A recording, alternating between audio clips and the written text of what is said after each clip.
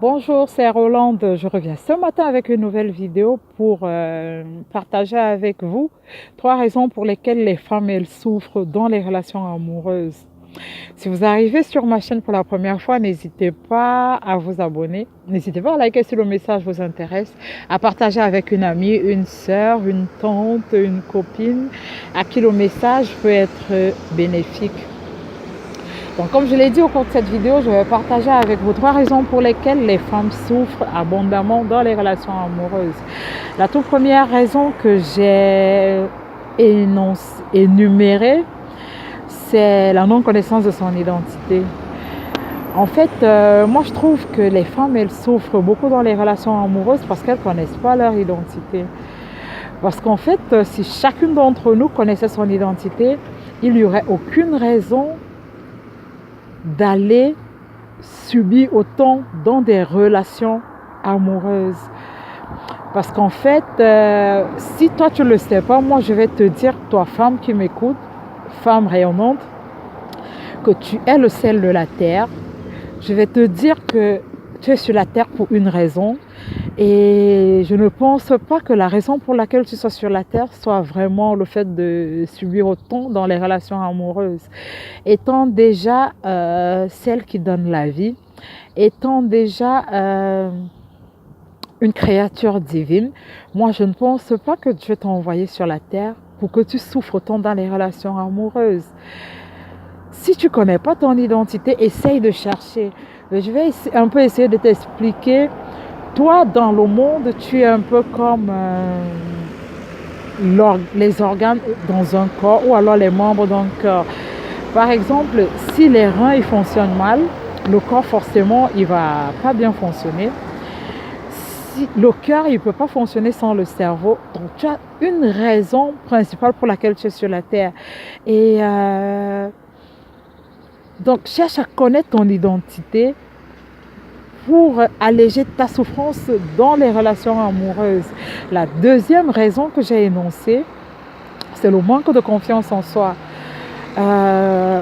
Plusieurs femmes ont très peu confiance en elles.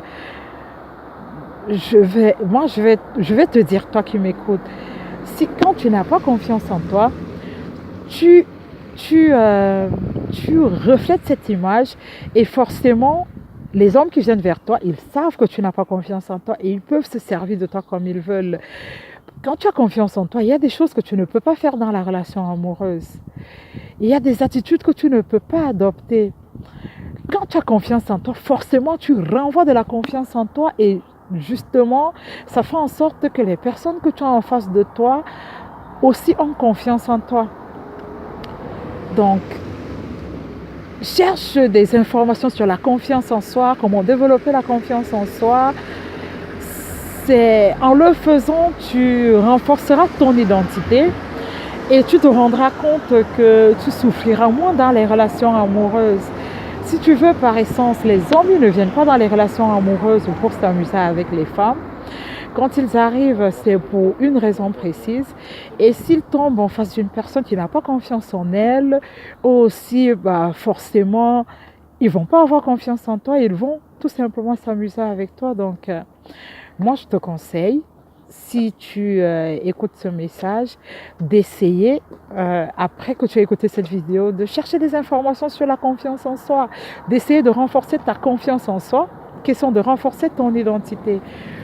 La troisième raison que j'ai énumérée, cause de souffrance des femmes dans les relations amoureuses ou le mariage notamment, c'est le manque de préparation. Je me rappelle le mois de février, je lisais un livre où on disait que quand tu vas aller très vite, il faut ralentir. Je trouve que très peu de femmes se préparent pour aller en mariage. Se préparer pour aller en mariage, c'est pas aller trouver un homme qui a déjà tout, qui va s'occuper de toi, qui va résoudre tous tes problèmes. Non.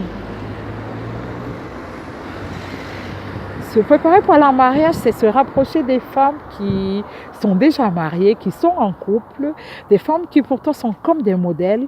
C'est essayer de parler, d'être curieuse, poser des questions, te renseigner. Pour apprendre sur le sujet, tu peux aller à la bibliothèque, tu peux prendre des livres sur le mariage, des livres sur les relations amoureuses, comment gérer une relation amoureuse, comment résoudre des problèmes dans une relation amoureuse. Si tu veux, je peux te conseiller un livre que je trouve très bien dans la préparation du mariage. C'est Les 5 langages de l'amour de Gary Chapman. C'est un livre super intéressant. Si tu es une jeune fille, si tu m'écoutes, n'hésite pas à chercher ce livre. J'ai écrit un article justement qui résume un peu ce livre et normalement j'ai aussi fait une vidéo là-dessus que je n'ai pas encore publiée mais que je compte publier. Vraiment les filles, essayez de vous préparer, essayez de vous arranger, question d'être prête dans le mariage, question d'être respectée dans le mariage, question d'éviter autant de souffrances dans le mariage. Donc j'espère que cette vidéo pourra être utile à une d'entre vous. N'hésitez pas à la liker, n'hésitez pas à la partager, n'hésitez pas à me laisser vos commentaires. Et quant à moi, je vous dis à très bientôt pour une prochaine vidéo. Bye bye, bisous.